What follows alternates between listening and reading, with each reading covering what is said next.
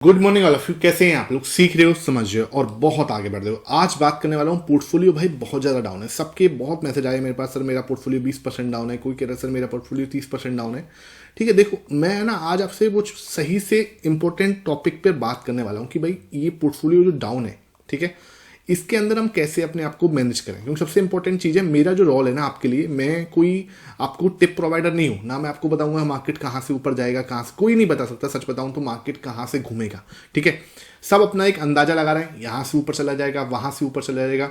हम लोग के डेटा देख रहे हैं, ठीक है, और मेरा काम जो है आपको डेटा समझाना है एज अ गाइड, ठीक है, एज अ जो भी मैं सीख रहा हूँ मैं आपके साथ शेयर करता हूँ कि हाँ एज ए गाइड आपको मैं गाइड करने की कोशिश करता हूँ। ठीक है, अब बात क्या है कि सर आपका पोर्टफोलियो 20% डाउन है, 30% डाउन है, मेरा खुद का पोर्टफोलियो लगभग 15% डाउन है। ठीक है, तो उसके अंदर सबसे पहले तो ये एक्सेप्ट करने में कोई दिक्कत नहीं होनी चाहिए कि अपना पोर्टफोलियो 15%, 20%, 30% डाउन है। ठीक है, देखो किसी के पास बहुत अच्छे स्टॉक्स हैं, ठीक है, वो बस 20% और 15% के आसपास डाउन है। मेरे पास तो ETF से मैं स्टॉक रखता ही नहीं, दिस इज द रीजन में 15% डाउन है। ठीक है, किसी के पास थोड़े से वॉलेटाइल स्टॉक्स हैं, उसका 30% से ज़्यादा भी डाउन हो सकता है।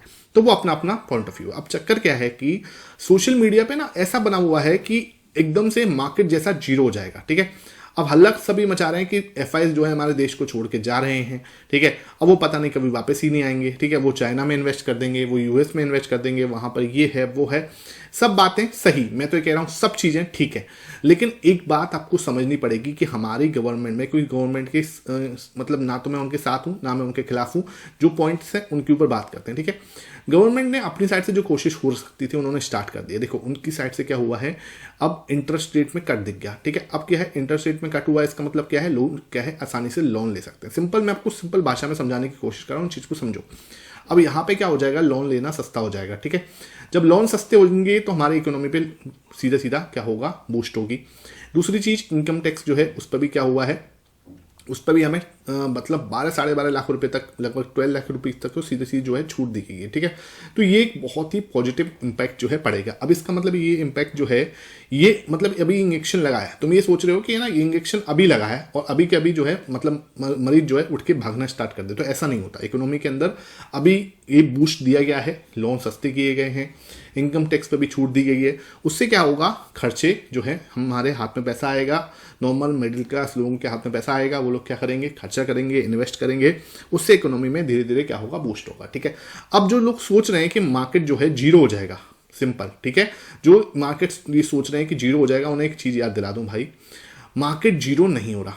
ठीक है, इतना तो तुम समझ लो। अब तुम्हारी मर्जी है कि तुम उसको कैसे टैकल करते हो।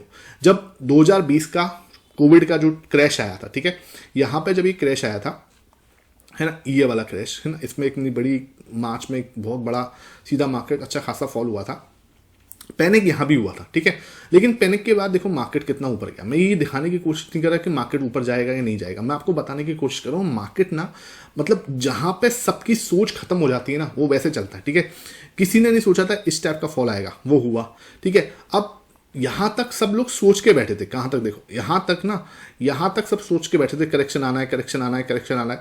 अब ये वाला जो लेवल टूटा है ना, ये वाली जो रेड कैंडल इस वाले मंथ में जो बनी है, फरवरी के अंदर जो फॉल आया है, वो किसी ने मतलब सोचा नहीं था। दिस इज द रीजन लोग ज्यादा पैनिक कर रहे हैं। ठीक है, अब ना देखो जैसे मार्केट भाग रहा था ना, सब बोले थे ये बहुत ज्यादा बोल हो रहा है, बहुत ज्यादा भाग रहा है, बहुत ज्यादा भाग रहा है, कब रुकेगा कब रुकेगा। अब जब नीचे आ रहा है तो बहुत जल्दी पैनिक भी हो रहे हैं। ठीक है, चक्कर क्या है कि आप ना बहुत जल्दी डिसीजन ले रहे हो और सब लोग क्या है, सोशल मीडिया ड्रिवन चल रहे हैं। एक बात सोच के देखो, जब मार्केट ऊपर भागता है ना, तो उसका यूफोरिया बना देते हैं कि अब तो ऊपर ही जाएगा, ऊपर ही जा रहा है। ठीक है, ऊपर ही जा रहा है, 30,000 तक चले जाएगा, ठीक है, 35,000 चले जाएगा, है ना, 40,000 चले जाएगा, यहां तक की बातें जो है हम करने लग जाते हैं। ठीक है, और जब मार्केट नीचे आता है, ठीक है, अब जब मार्केट टूट रहा है, हम लोग अभी 22,000 के अराउंड खड़े हैं, अब सब सीधा सीधा 18,000 की बात कर रहे हैं, तो मार्केट जो है 18,000 आ जाएगा। ठीक है, मैं आपको बात बता रहा हूँ, मार्केट अगर 18,000 आएगा, हम तब भी इन्वेस्ट कर रहे हैं। मेरा बात सिंपल फॉर्मूला क्या है, मैं आपको सिंपल स्ट्रेटेजी बता देता हूँ। सिंपल स्ट्रेटेजी क्या है, ऐसे मार्केट में आपको मंथली या वीकली SIP ही करनी है और कोई रास्ता नहीं है। सिंपल, देखो जो लोग सोच रहे हैं कि सर मेरे पास अभी पैसे नहीं है, मैं तो सारे पैसे मार्केट के अंदर लगा के बैठा हुआ हूं, तो आप चिंता मत करो, शांति से देखो। दो तरीके, एक तो क्या है जो मंथली SIP कर रहे हैं, उनको वो पूछ रहे हैं सर मैं क्या करूं, अपनी SIP रोक दूं। भाई देखो SIP रोकने की बिल्कुल भी जरूरत नहीं है। जो तुम एसआईपी कर रहे हो, ठीक है, बस ये ध्यान रखो तुम क्वालिटी फंड में कर रहे हो, ठीक है, क्वालिटी स्टॉक्स में कर रहे हो, ये चीज का बिल्कुल ध्यान रखो। जैसे मैं अपना बता रहा हूँ, मेरे से ज्यादा आप समझदार हो, मैं अपना पॉइंट ऑफ व्यू बता रहा हूँ सिंपल।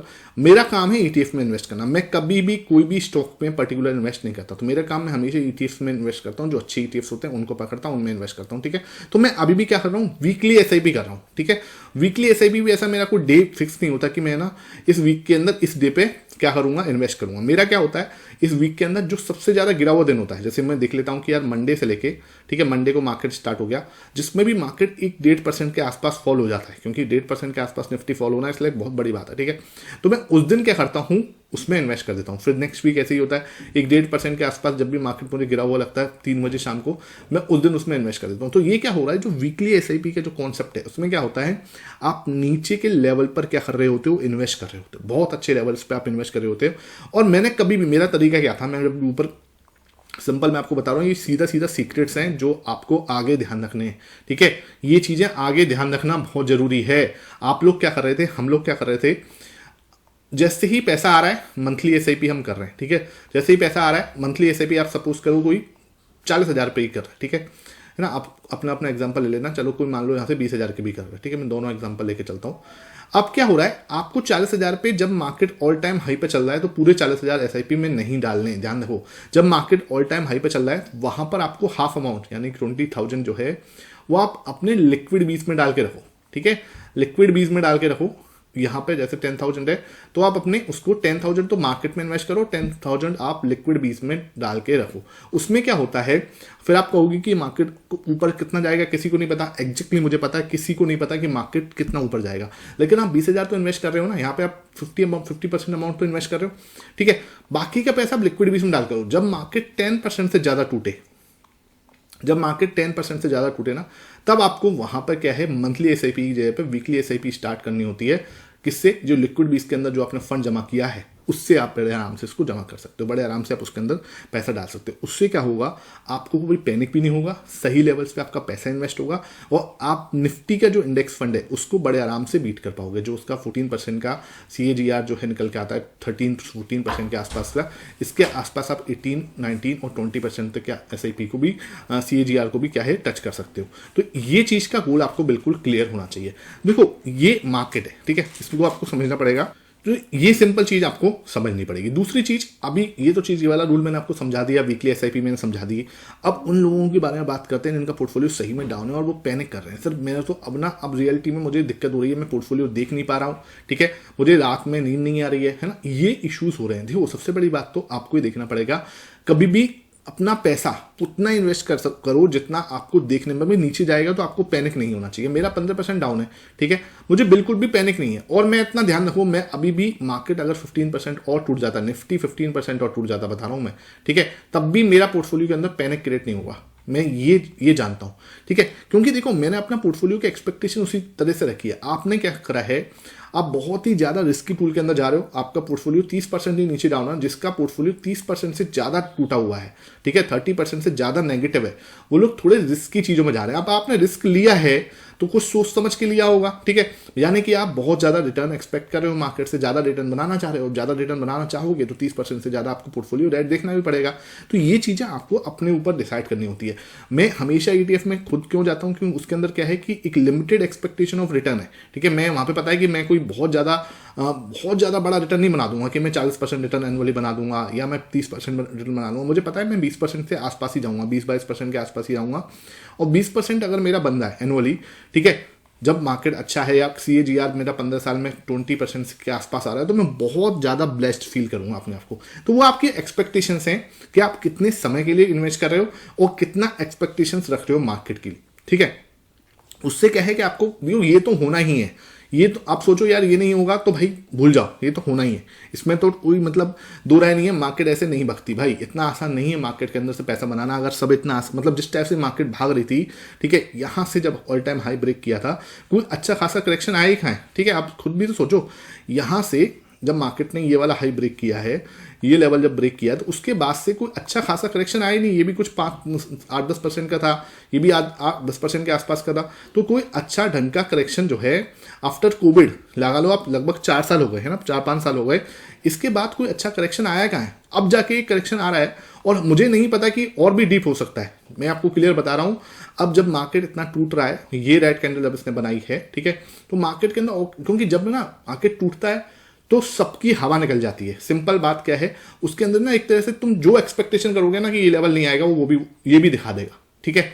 और जब मार्केट ऊपर भागता है, ठीक है, तो किसी ने नहीं सोचा था यहां से ऊपर जाएगा तो इस स्टेप से ऊपर चले जाएगा, मतलब सब ये सोच रहे थे यार इतना बढ़ गया, ऑलमोस्ट यहां पर डबल हो गया था, उसके बाद मतलब 7,500 से सीधा 26,000, तो ये भी तो किसी ने नहीं सोचा था, ठीक है। तो आप इस चीज को सोचो कि गिरेगा तो वो भी अपने हिसाब से ही गिरेगा, तो ना उसके बाद भी देखो एक बात ध्यान रखो, चाहे ये और बड़ी रेड कैंडल भी बना दे, ठीक है ना, चाहे वो अपना 2024 का जो लो है वो ब्रेक करके 2023 के लो के पास में चले जाए जो 17,500 के आसपास है, ठीक है। मैं डरा नहीं रहा, लेकिन मैं आपको वर्ष के सिनेरियो समझाने की कोशिश कर रहा हूं कि हम 2023 के लो के आसपास भी आ जाए, मान के चलते हैं, तब भी आपको पैनिक नहीं करना। एक बात ध्यान रखना कि मार्केट ऊपर आएगा।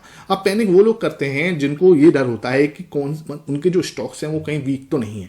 इसलिए मैं बार बार हमेशा से बोलता हुआ आया हूं, कोई भी वीक जो स्टॉक्स होते हैं, जो फंडामेंटली वीक होते हैं, जो अच्छे स्टॉक्स हैं उनमें कोई टेंशन नहीं, जो फंडामेंटली वीक होते हैं उन स्टॉक्स को, जो मल्टी बैगर के पीछे आप भागते रहते हो ना पूरे दिन कि मल्टी बैगर चाहिए, मल्टी बैगर चाहिए, वहां पे क्या है, आपका स्टॉक को जीरो होने के चांसेस ज्यादा हो जाते हैं, ठीक है। और मुझे क्या ये रिस्क नहीं चाहिए भाई, पैसा लॉस नहीं होना चाहिए।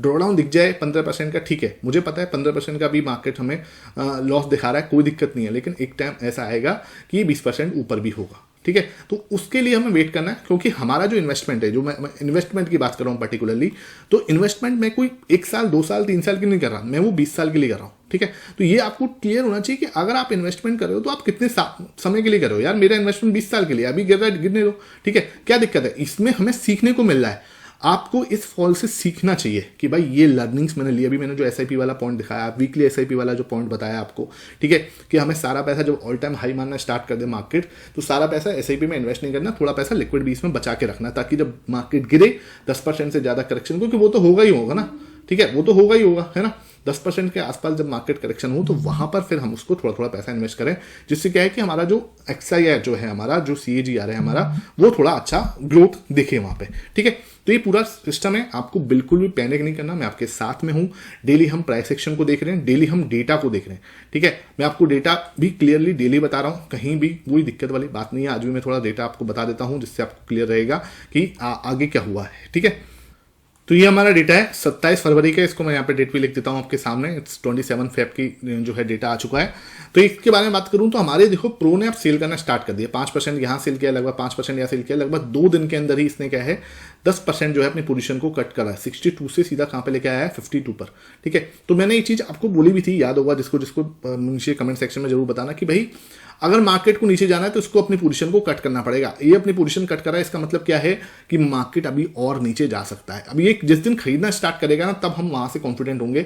लेकिन एक चीज हमें देखने वाली बात है कि यहाँ पे लगातार 2 दिन से जो है DIS वो खरीद रहे हैं, ठीक है। तो ये चीज पॉजिटिव है कि भाई DIS जो है वो अपना हाथ रोक नहीं रहे, वो लोग अपना हाथ बिल्कुल मतलब अच्छे से बना के रखे हुए हैं मार्केट पे। 4.72% यहाँ पर खरीदा, 0.56% यहाँ पर खरीदा, ये चीज कहीं ना कहीं पॉजिटिव है। बाकी FIs जो है वो भी 15% के आसपास चल रहे हैं, और ये भी अपना जो है प्रो जो है अपना बेच के 5% यहाँ पे बेचा और 5% करीब यहाँ बेचा, 10% जो है हल्का हुआ है।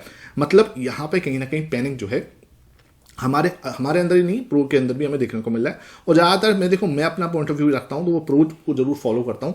तो भाई ये क्या कर रहा है, अभी सिंपल प्रॉफिट बुकिंग कर रहा है या फिर लॉस बुक कर रहा है, जो भी है, या अपनी पोजीशन कट कर रहा है। सिंपल सी बात है, ये अपनी पोजीशंस यहाँ पे हल्की कर रहा है, इसका मतलब मार्केट के अंदर अभी और ज़्यादा गिरावट हो सकती है, ठीक है। तो अपना बस पोर्टफोलियो को संभाल के रहो, टेंशन मत लो, पैनिक मत लो, ठीक है। मैं आपके साथ में हूं, बिल्कुल भी घबराने की जरूरत नहीं है। जहां पे लोग घबराते हैं, जहां पे लोग पैनिक करते हैं, वहीं पे मार्केट बॉटम बनाता है, ठीक है। अब इस चीज को टेंशन लेके बिल्कुल भी घबराओ मत, अच्छे क्वालिटी स्टॉक्स के अंदर काम करो, तभी जाके आपको ग्रोथ मिलने वाली है, ठीक है। आज का सेशन जो है अच्छा लगा हो आई थिंक, ठीक है। वीडियो पसंद आई है, ज्यादा से ज्यादा लाइक एंड शेयर कर देना। Thank you for watching this session.